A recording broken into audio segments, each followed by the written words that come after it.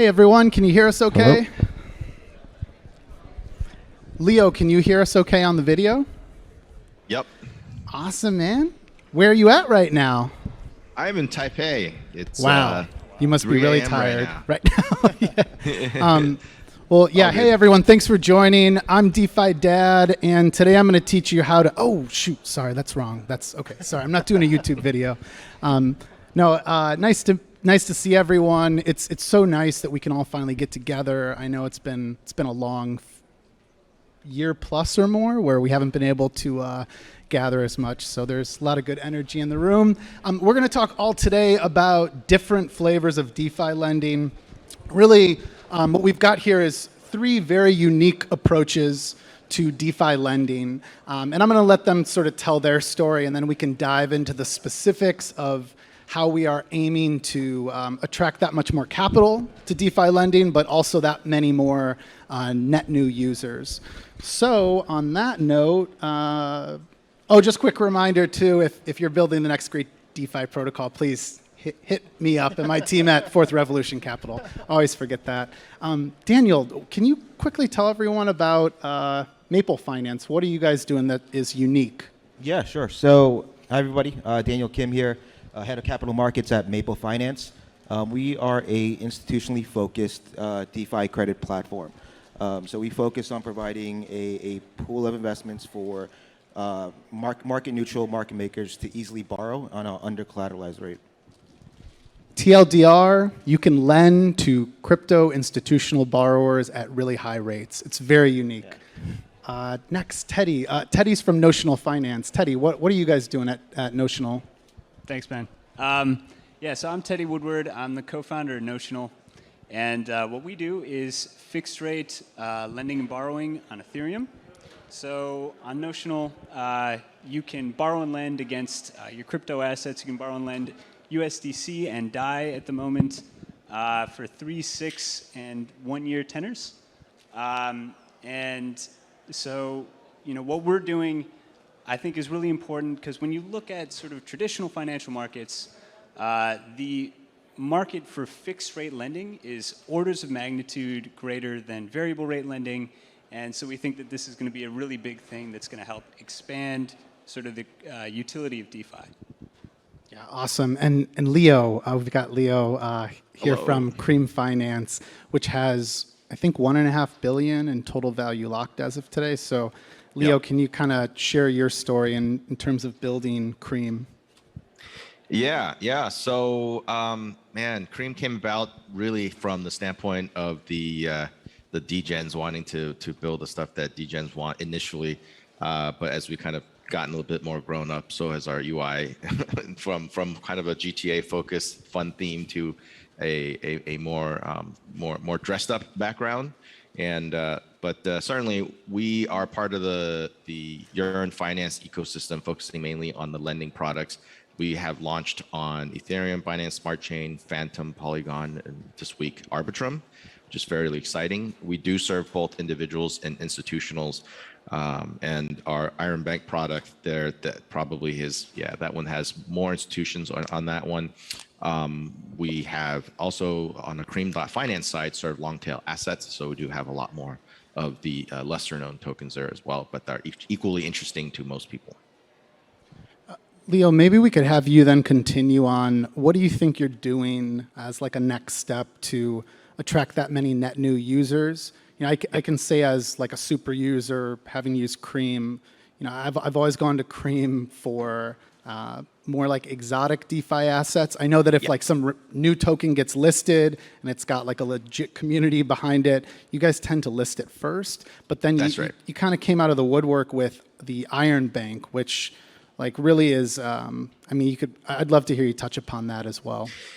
Yeah, the Iron Bank is I think a very fantastic product. Is post our merger with Yearn, we launched the Iron Bank, and the Iron Bank is maintained both by Yearn and C.R.E.A.M. And the Iron Bank, the protocol lending piece is the most interesting piece and most different, I think, for most people there. And the way that works is we allow for potentially uncollateralized or under collateralized lending to other protocols So our partners today, mostly around Alpha Homora V2 and Yearn vaults. So essentially, those protocols can come and borrow from C.R.E.A.M without actually depositing any collateral on the Iron Bank itself. And but the way this works, though, it doesn't mean that there's no way to get the money back or anything like that, because for something like Yearn vaults, for example, they do have, it becomes basically a senior debt, sub debt, or senior debt equity type relations where should there be any kind of problems with loan, the senior debt piece get paid back first. But really, it's really beneficial for the depositors on Yearn vaults as well as the depositors on the Iron Bank, because we both then get additional borrowing on the platform, which gives additional yield to the suppliers. And then on the Yearn or Alpha Mora side, they're able to then let their users get a higher leverage and therefore higher return, and at the same time that everybody wins. So we're definitely driving toward capital efficiency with that one. Yeah, I think one of the things to call out with the Iron Bank in particular is that you are going through this approach of like building directly with builders. You're working with, in this case, I mean, you're almost like vetting the protocol, which again, I think sort of stands out in the space. So if we pivot then to Maple Finance, so with Maple, I can go in and I can lend money the same way I can with C.R.E.A.M, except the major difference is at this point there's only two options, and that's because these are institutional borrowers, crypto institutional borrowers who you vetted. So I guess, Daniel, can you talk about how you've tokenized a protocol and incentivized the community around like a process where you're actually vetting the borrowers. Anyways, how does that work? What are some of the challenges you've run into so far? Yeah, sure. So when we were first creating the product, the protocol itself, we were trying to see exactly what was needed, right? We wanted to bridge the gap from TradeFi to DeFi, and that was a big question of how do you do it. So what we did was we actually looked into the market and seeing what's actually needed. And there was actually two pieces. It was trust and transparency. The first piece was all right, how do you build trust? A lot of it is everyone knows what DeFi is, everyone's hot and believes it, but then how do you actually get into it? A lot of people are more used to on the CFI side and so forth. And so what we tried to do was mirror the whole OTC process, walk them through how the onboarding does, going through the review, the due diligence process, and so forth. And then on the transparency side of showing, all right, for every lender, what they wanted to see is exactly, where the funds are going to, who's the beneficiary, what's the true risk. And so our goal was to make sure that, for every lender that comes into the pool, they can see exactly where the rates are being originated from, who the pool of borrowers are, and where that's going to. And so that full transparency allowed more people to get more comfortable, and that's how we were able to get to where we are. Awesome. And then, Teddy, we probably should touch on, okay, so with Notional, you can go in and I can pick a maturity date. So, I'm trying to always explain this, thinking that there's someone in the room who doesn't know all the ridiculous traditional finance terms. So I go in, I pick a maturity date. I can lend at a fixed rate, or I can borrow at a fixed rate. I guess what is the tipping point for fixed rate lending and borrowing to see mass adoption? Because right now everything is variable rate. We're all used to using Aave, Compound, C.R.E.A.M with variable rates. What do you see as that tipping point for Notional? Thanks, man. So I would say the tipping point is probably going to be Notional V2. So we're launching that in a couple weeks now, and a really important part of Notional V2 is the ability to offer long-dated maturities. So you'll be able to, at launch, borrow or lend for up to 1 year. And we think that that's like a qualitative difference to what exists in DeFi today, because it allows you to plan for the longer term.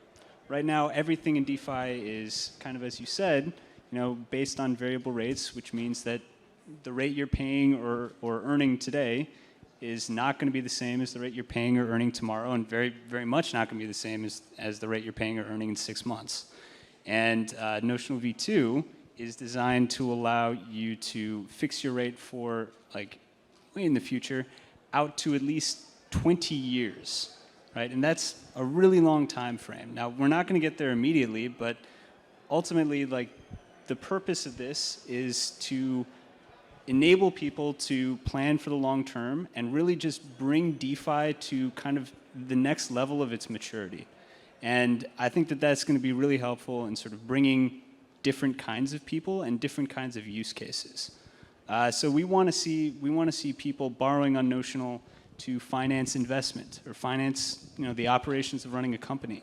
I think that we're going to see, like, kind of as we already have, people borrowing to finance yield farming and trading, and we'll continue to see that. But I think that what we're really excited about is sort of the use cases that I kind of just talked about. So stuff that's you can't really do with the DeFi lending protocols on the market today.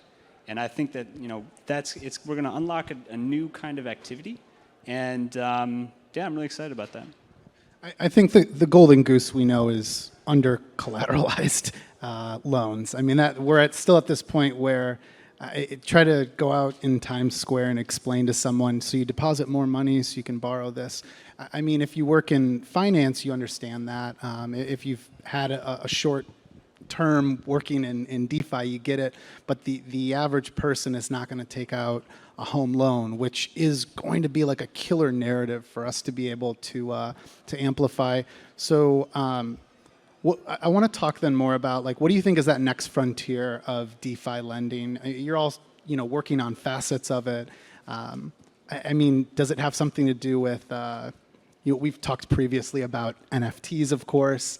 You have so much money that's been poured into NFTs, like allowing someone to be able to borrow against that's huge. But anyways, what do you guys see as that frontier, other than the illiquid JPEGs that will be liquid in the future? I'll jump in this. So look, I think we are still in the early stages of under-collateralized lending, right? That's just more of a recent thing. It's been very popularized and so forth. And right now, a lot of the platforms are doing USDC, and they're looking into other tokens to offer it on the lending side. At least on our side, what we think and what we see as the next level of going out is it's expanding that. Right now, all of our institutions of the market makers or market neutral who are borrowing from us are borrowing on the USDC side of stablecoins, but they're looking for more liquidity on the other alts, right? And so us working with foundations and blockchain companies who are looking to expand their treasury and to give them a sustainable high yield, that's something that's very attractive to them to help grow the company. So for us, we are looking into that aspect, and then even thinking about, all right, what other collateral types could be used, right? Could it be NFTs? Could it be something else? But it has to kind of fit into the system that can make both the lenders and borrowers comfortable, right? Because this is a growing space, and even with NFTs, like, the idea is that you can use it as collateral, but then is there enough liquidity for it, or what happens to the price change and so forth? How do you deal with that? So I think, like, the way we're approaching that is, it's like, let's take that and see how this changes and how the market matures, but that's part of the next level, I think.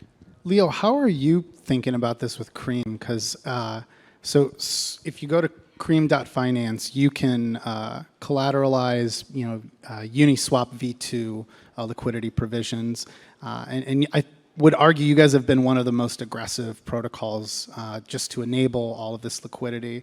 So, anyways, how are you all thinking about, I guess, NFTs or whatever is that next frontier of lending? Right. So I think the point the whole protocol lending, that our strategy there with the Iron Bank, that certainly serving as a liquidity backbone, generally speaking, potentially working with the other two fellow projects here on the panelists, is certainly one way to drive more new DeFi lenders. But as it relates to NFTs, I think the common misconception about NFTs, generally speaking, is the fact that NFTs right now are mostly popularized by these JPEGs, and then otherwise the actual financial assets in it would be something like Uniswap v3 LPs. So I think in the long term, definitely NFT lending would basically amount to today's mortgage lending, right? You have this asset that's like 123 Main Street. Can I get some money out of it? So I definitely think that building a strong NFT lending ecosystem now effectively serves not just the JPEGs today, but really the actual non-fungible assets outside of JPEGs and other things.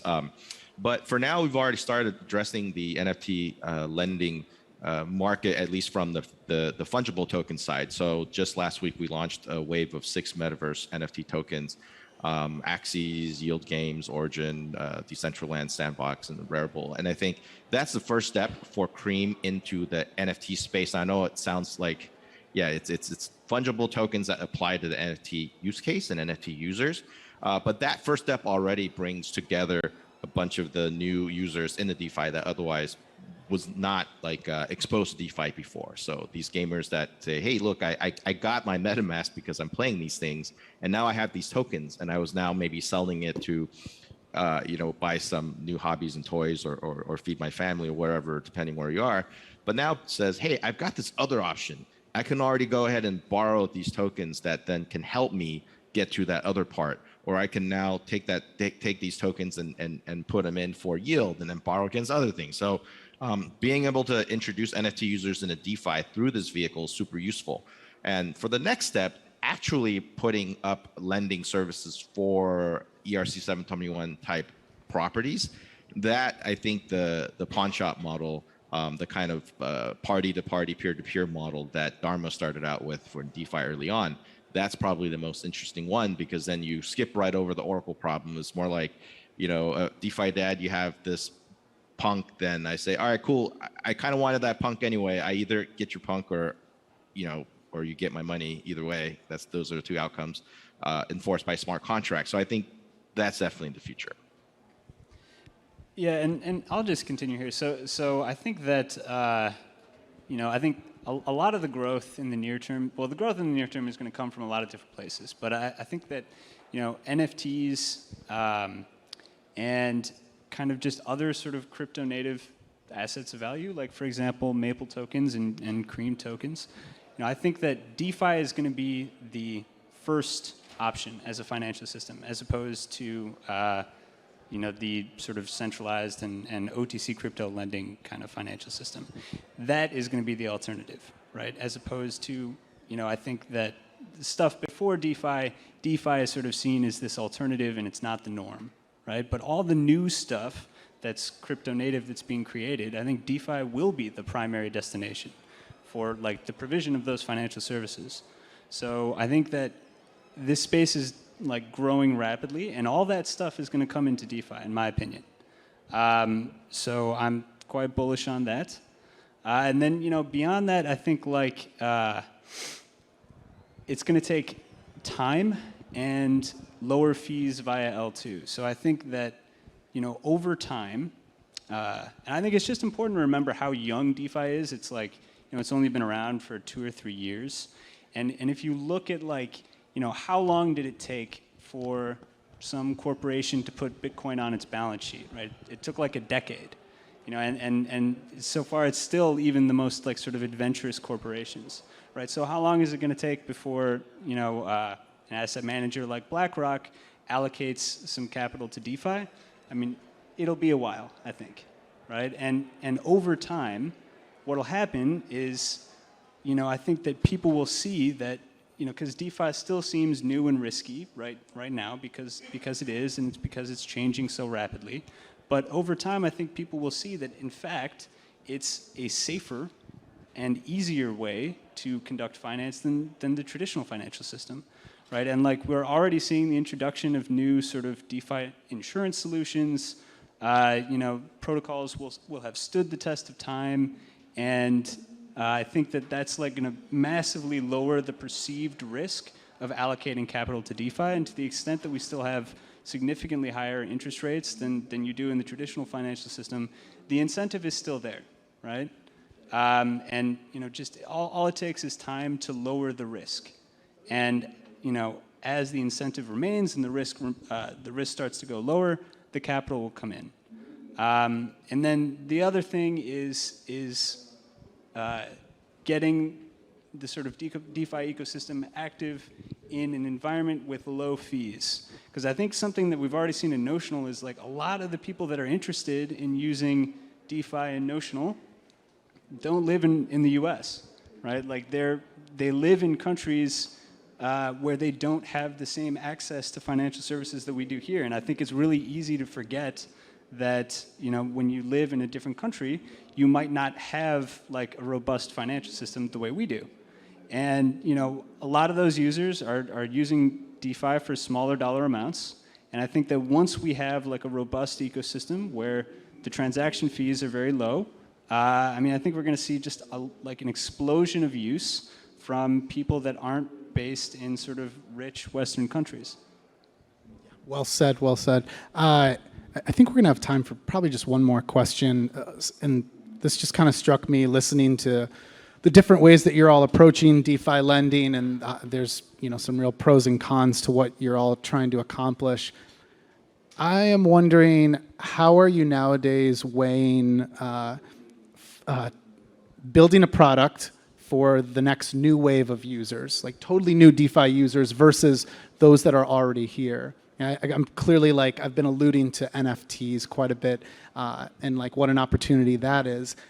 To me, NFTs has been, over the past year especially, it's been a reminder that there's already a thriving community that is gonna triple down on everything that we build, everything that is available. So at the same time, though, I'm imagining you're all having to figure out well, how do we balance though building for that next wave? So anyways, yeah, how do you figure it out? That's a good question. At least on our side at Maple, a lot of it is thinking about it's the on-ramps and off-ramps, right? How do you get that connectivity to that larger community? And that's kind of one of the approaches we did with Circle more recently was, all right, we understood that if we wanted to capture the TradeFi guys, well, how do we capture them to convert USD to USDC very seamlessly? And they've had that full process already set up. And so that's what we figured, all right, one distribution area or one outlet in a partnership could be with Circle. And I think in the future, it's looking at other components in that way, right? So where are people accessing wallets, or where are people, where those communities exist, and plugging ourselves in and providing that Maple infrastructure into that community. And that's kind of where our approach is. It's if we can make that access and that on-ramp and off-ramp as seamless as possible, then we think that the conversion will be a lot easier and the adoption will be a lot faster. Hey, Teddy, why don't you go next, and then we'll end with Leo on this. To clarify, the question probably is more about which do you choose? I'm just going to force you for entertainment value. Which do you choose? Do you double down on those that are already here? Do you think more about those that are coming? Is there really a happy medium that you can find between the two? Yeah, so what I would say is that whether you're already in crypto or you're crypto curious, everybody wants a good product, right? So everybody wants the most amount of return for the least amount of risk. Right? That is, that's what everybody wants. So we focus on building that, and I think that if you're going to force me to choose, I would say that. So we'll focus on building something that is fundamentally attractive to everyone. But a lot of this sort of business development effort is, I would say that we're focused on people that we think are actually going to use the product, right? I think that there's a lot, people have been talking about these sort of traditional institutions coming into crypto for a long time, and they are, that is very true. But at the same time, I think that people have wasted a lot of time trying to get folks to do what they're not actually just comfortable doing. And I think that, at Notional, we don't want to make that mistake. So I would say that, we are focused on, providing this product to people that it really serves a need for, and that's people that are kind of crypto fluent already, and really willing to use a new DeFi product. Yeah. Leo, what do you think? I think I'm going to be greedy here and say both new and old, and that's kind of a cheater answer, and I guess I get the advantage of going last, with the anyway. So protocol to protocol, definitely something we're betting on for automation and transparency. Some of the conversation are exploratory, going to okay, so if you have NFT lending, then does it go to this other thing? Can you package other loans? And then of course the reactions OMG, CDOs, it's bad, blah, blah, blah. But it's no, man, we've got automation and we got transparency. These two things fix those problems, I think. And so having protocol-to-protocol liquidity backbone type concept for DeFi certainly continues to support others because other projects, because liquidity is always welcome to drive capital efficiency. So we're definitely continuing to work on guidelines on how to bring on other protocols safely to take part as part of the Iron Bank. And certainly we've had some conversations with other protocols. We spoke with Maple recently as well. And Notional, if there's something to do there, I think that would be certainly welcome. I think the second thing is foreign exchange. So we recently on Iron Bank launched IBFF, the Iron Bank Fixed Forex. And the goal of that is so that we're not so USD centric. Right now, we're so USD centric. There's so many USD tokens, but really barely any even Euro tokens. But outside of Euro and USD, we've addressed Korean won, Japanese yen, the Australian dollar, British pound, etc. And I think lastly, what would be very interesting here that's kind of like low-hanging fruit, but not exactly for us in the industry because we're either a bunch of tech nerds or finance geeks, or some combination of both. It's just ease of use in both UI and the way we explain things. So I know this is really up your alley, DeFi Dad. That's kind of your bread and butter. I always actually refer people to your videos because it's like, look, start there, watch a bunch of that stuff, ask me questions after, but let's talk after you watch his videos. But things like Zappify definitely help people see what's going on. Because like I finally kind of, when I look at Etherscan and I go, oh yeah, I've been looking at this for years, no problem. But recently, hopefully no booze and hiss, I looked at the Solana scan and I was like, I don't understand what's going on here. And then I realized to myself, hey, the feeling I just got about looking at Solana scan is exactly how most normal people feel when they look at Etherscan. Makes a lot of sense to us, but not to them. And then I think for C.R.E.A.M specifically, part of the simplification part, we've also launched recently this boosted savings program on Binance Smart Chain for BNB. And really what we're doing is taking yield from borrowing and then also juicing that with yield from staking. So having something that's simple like that, where you know what, don't worry about trying to delegate to our node on Binance Smart Chain. Just go ahead and drop it in that market. We'll take care of most of that for you. So you get your lending yield, and then you also get your staking yield. So simplification is his last point. I think having the ability for people to easily understand what it is you're doing and what is the point. Boosted savings, it gets you more BNB or whatever the underlying is. And then using something like Zappify or having good explanations. I think that last part is often missed in our industry. All right, I think that's it. Just one last note. If you're totally new to DeFi, reminder to go to C.R.E.A.M.finance, Notional.finance, and Maple.finance. Once you see this, you cannot unsee it. It's like email for your money. Trust me. Thanks, everyone. And thank you, Messari, too. You guys rock. Thank you.